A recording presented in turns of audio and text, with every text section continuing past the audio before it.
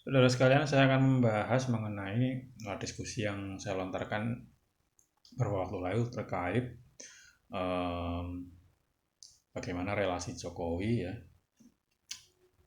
sebagai presiden dengan partai politik ya. Saya men-share pada saudara soal infrastruktur politik. Ya, kita bicara partai politik kemarin. Terus saya tautkan berita dari Tirto di situ. Kenapa Megawati terus mengatakan bahwa Jokowi adalah petugas partai. Kemudian berita dari CNBC soal Megawati yang menyiapkan 10 nama menteri. Nah, eh, saya mengatakan di sini dalam instruksi saya, kalau dilihat dari sudut pandang hukum murni, mungkin 2 tahunan ini akan aneh, di mana anehnya ya. Nah, saya melihat nih jawaban-jawaban saudara. Kita ambil random aja ya dari mahasiswa bernama Astrid Wulan Septiana ya. Astrid Wulan Septiana. Astrid itu nama Belanda kayaknya. Wulan itu bulan, Septiana itu lahirnya September, bener ya. Ini malah jadi tebak-tebakan bulan. Nah, ini saudara Astrid. Nah, menurut saya karena antara Jokowi dan PDI perjuangan yang tidak melulu harmonis, membuat Megawati terus menyebut Jokowi sebagai petugas partai. Harusnya tidak terjadi karena menurut saya tidak sopan. Masalahnya ini kita lagi tidak bicara soal sopan santun ya. Ya walaupun dalam politik itu juga ada sopan santun, tapi wah kira-kira kenapa gitu, anehnya di mana gitu. Kalau kita bicara hukum artinya mestinya analisa hukum. Kalau kita melihat, kemudian saya ambil tadi udah perempuan, sekarang coba ambil laki-laki ya. Saudara Billy Baskoro Mangestiaji. Billy Baskoro Mangestiaji ini nama campuran barat sama Jawa. Saudara Billy kelas A gabungan. Setelah membaca berita tersebut, saya akan dengan tanggapan. Indonesia merupakan negara hukum dan demokrasi di mana dalam negara demokrasi terhadap konsep infrastruktur. Jawabanmu panjang Billy ya.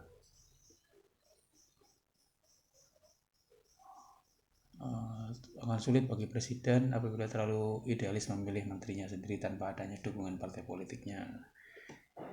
Dinamika yang terdapat dalam hukum dan sistem politik. Tapi menurut pendapat pribadi, saya berharap agar presiden mendahulukan kepentingan negara rakyat. Itu saudara pilih ya. Oke. Kita ambil lagi yang lain coba. Siapa ini, kita ambil perempuan ya. Justisia Sekar Maharani ya. Justisia ya, nama Latin ya, Justisia. Sekar itu dari nama Jawa, Maharan Sanskrit ratu. Saudara Justisia ini, saya akan lebih dahulu membahas tentang independensi presiden. Pada akhirnya presiden melihat prerogatif tool untuk memilih menteri-menteri dan pembantunya. Saudara Justisia menyebut pasal 17 Undang-Undang Dasar bla bla bla.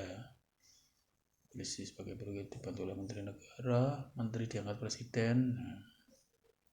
Namun pada penerapannya, bagaimana hak prerogatif dimiliki presiden dijalankan, menteri-menteri adalah pembantu presiden dalam menjalankan pemerintahan. Ya, ini masih normatif sih. Meskipun politik balas jasa sulit dihindari, saya berpendapat bahwa kurang tepat apabila menteri diduduki oleh orang-orang partai, karena menteri bukanlah jabatan politik. Ini pendapatmu soal tepat atau nggak tepat, tapi saya sebenarnya nggak bertanya tepat atau nggak tepat ya. Melanjutkan ke tautan pertama, Megawati berusaha mengukuhkan kekuasaannya dengan menyatakan Jokowi adalah petugas partai. Apa di sini? Bingung juga nih. Jokowi tidak berkewajiban untuk memenuhi tuntutan-tuntutan partai. Ya, nggak salah itu ya. Loyalitas pada partai seharusnya berakhir ketika loyalitas pada negara dimulai ya. Karena tanggung jawab presiden adalah kepada rakyat, bukan pada partai. Ya betul juga sih. Siapa yang ngomong itu ya? Kennedy ya. Loyalitas saya pada partai berakhir ketika dia disumpah menjadi presiden gitu kan Kennedy. Nah, Pertanyaannya apakah semudah itu gitu ya? Nah, ini yang saya mencoba diskusikan ya. Ini tentu saja masih banyak karena saudara semua itu ada 47-an orang ya. Berapa tuh ini orang mahasiswa hukum Sispol itu ada sekitar nggak ada 50 orang ya. Lihat 50-an orang ya. Saya ambil satu lagi deh, saudara perempuan lagi kali ya. Saudara Sita Saraswati ya. Saraswati Dewi Ilmu Pengetahuan ya. Udah Sita ya, menurut saya Megawati selaku ketua PDI Perjuangan tidak pantas mengatakan Jokowi adalah petugas partai PDI Perjuangan. Saya tidak lagi mengajak saudara untuk menilai pantas atau nggak pantas. Jokowi maju dalam pilpres juga didukung oleh Nasdem, PKB. Ya artinya PDI nggak sendirian lah ya, bukan murni dari PDI. Oke lah. Lagi pula ketika masih sebagai calon presiden, Jokowi juga ditugaskan melakukan pendekatan ke partai lain dan untuk berkoalisi. Apalagi saat ini Jokowi berposisi sebagai presiden dan kepala negara, sebutan petugas partai sudah tidak berlaku lagi. Really ya? Benarkah? Tidak berlaku lagi ketika Jokowi sudah berposisi sebagai presiden dan kepala negara. Iya sih, iya dan iya kali. Tapi gini saudara, oke lah, saya meninggalkan jawaban saudara Sita dan saudara-saudara yang lain. Terima kasih ya, saya apresiasi dulu. Oke saudara, tapi begini yang saya mau sampaikan pada saudara. Di berita Tirto itu, Megawati mengatakan bahwa Jokowi, diingatkan, Jokowi itu petugas partai. Dia itu nggak bisa naik tanpa saya, gitu. Kira-kira kan seperti itu. Itu berlebihan atau tidak? Nah, istilah petugas partai ini sempat ramai ya di perpolitikan Indonesia, terutama di Pilpres kemarin ya, gara-gara statement Megawati demikian ya. Calon presiden RI nomor 1 ya, Joko Widodo ya, yang kebetulan dia adalah petahana gitu. Itu setidaknya di jagat maya di Twitter itu dibully lah ya oleh lawan politik, tentu saja kubu lawan politik, petugas partai begitu. Nah, mari kita melihat dari sudut pandang hukum dan Sispol ya. Hukumnya tentu saja hukum tata negara ya. Ini kan kita bicara tata negara nih, maksudnya hukumnya. Kalau dalam hukum tata negara, tentu saja presiden itu bukan petugas partai. Nggak ada dalam undang-undang dasar. Presiden tunduk pada partai politik kan nggak ada. Presiden ya pemegang kekuasaan pemerintahan. Gitu. Nah, akan tetapi saudara, ini justru yang bagaimana relasi suprastruktur dan infrastruktur politik. Seorang presiden di Indonesia itu tidak mungkin tidak berasal dari partai politik. Ya, presiden itu kan diusulkan oleh partai politik yang punya suara 20% atau lebih begitu. Ini yang menjadi simpul keterkaitan antara presiden dengan partai. Nah, mari kita kaji, benar nggak presiden itu petugas partai? Kalau kita melihat dari hukum dan Sispol, siapapun yang akan jadi presiden pasti itu petugas partai. Masa sih Pak? Iya. Nah, itu Prabowo misalnya, misalnya sekarang ya, kalau kita bicara konteks pemilu kemarin, Prabowo ya, dia kan dari Gerindra. Prabowo itu maju pencalonan presiden itu juga ditugasi partai. Kebetulan yang menjadi ketua partainya Prabowo sendiri memang, tapi secara hukum petugas partai gitu. Saya pause dulu ya karena ada azan. Oke, saya ulangi ya. Saya ulangi bahwa setiap presiden itu sebetulnya ya, kalau dalam konteks ketatanegaraan kita petugas partai ya. Kenapa? Karena presiden itu kan diusulkan oleh partai politik maupun gabungan partai politik.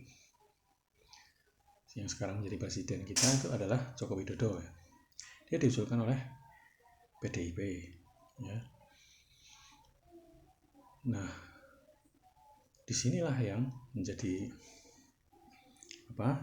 menarik, karena ketika seorang presiden itu dia di partai politik itu tidak menduduki pucuk pimpinan, maka relasi dengan partai itu lebih menjadi presiden itu seolah-olah di bawah gitu, di bawah partai politik. Lain dengan kalau kita melihat Prabowo ya, dia sebagai ketua Gerindra, ketua partai Gerindra.